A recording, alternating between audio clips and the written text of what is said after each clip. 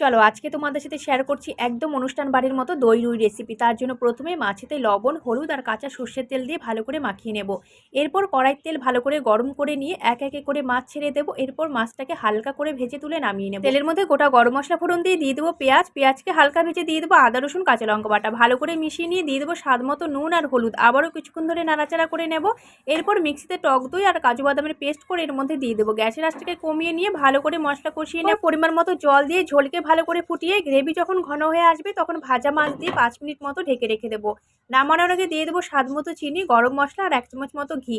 এইভাবে করে নামিয়ে নিয়ে রেসিপিটি গরম গরম ভাতের সাথে খেতে কিন্তু দুর্দান্ত লাগে।